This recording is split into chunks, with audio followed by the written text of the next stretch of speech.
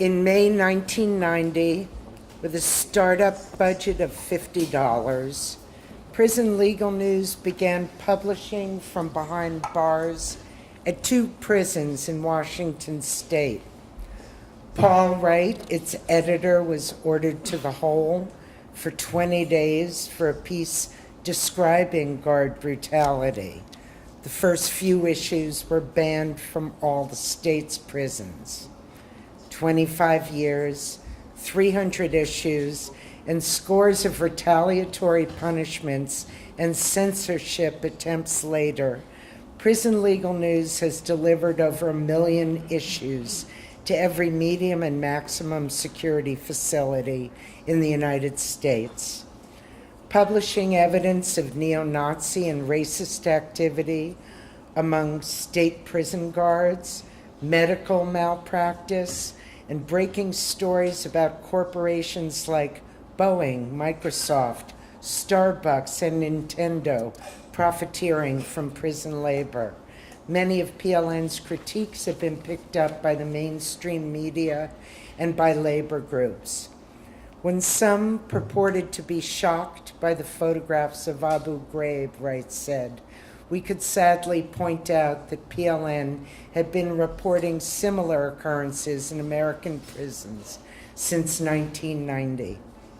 PLN's determined litigation to obtain public records and circumvent censorship has made a difference in the lives of those behind bars. Their efforts have enabled some 900,000 prisoners to receive mail, including mail from their families they otherwise would not have been allowed to receive.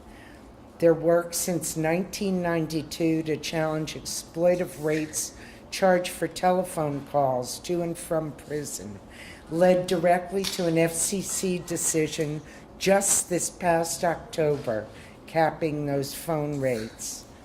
Their books have helped prisoners to understand their rights, defend themselves in disciplinary hearings, seek habeas relief based on claims of ineffective counsel, find education programs, and much more. A decade ago, Paul said that Prison Legal News' success must ultimately be judged by its usefulness to the prisoners, activists, journalists, lawyers, and citizens who try to make a difference. By that measure, he has the evidence on his side. When the deadly machine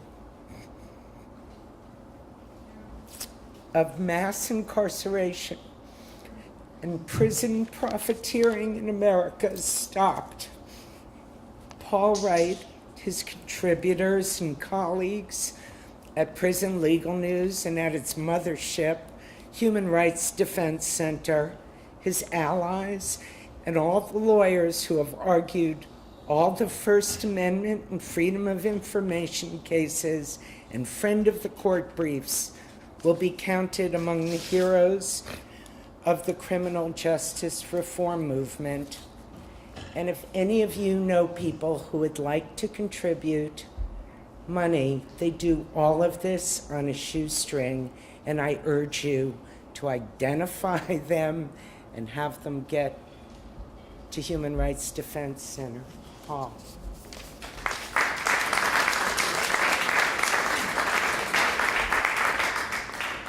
I'd like to thank everyone for making it out here. I know that sometimes New Yorkers don't like going out in the rain, so I'm glad that you've braved the rain. I'm just happy it's not snowing. So one of the things I think in terms of being here today, I started Prison Legal News in 1990. I think as Meg mentioned, we had the princely sum of $300 to start it up with, and that was our budget for 6 issues. And when we started the magazine, we thought we're going to do it as long as the money's there to do it, and we figured the money will be there as long as there's a need to do it. And we published our first issue. We had 75 would-be or prospective subscribers that we sent it to, and our monthly budget then was a whopping $50 a month. So, and I think that's one of those things when people say that you need a lot to get things accomplished. I think that the reality is that you can start, you can do big things starting small and starting more modestly. Our first 3 issues were censored in the Washington State prison system, and we're preparing to file a lawsuit over it. We didn't have lawyers or anything, so I drafted the complaint at the time, and the Washington DOC decided to change up on it, and one of the wardens at the time, a guy named Jim Blodgett, he was a warden at the penitentiary, and we had a somewhat adversarial relationship.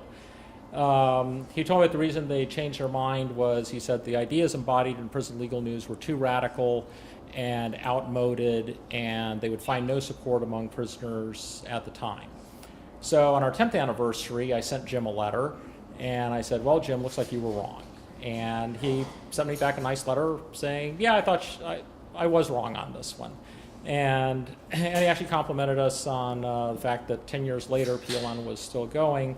And I don't know what's happened to Jim Blodgett now. I'm sure he's long retired from the Washington prison system. But we have grown. We've gone from the good news and the bad news I look at in the terms of our growth, and that is the fact that when Prison Legal News started publishing, we had 75 subscribers, but there was 1 million people locked up.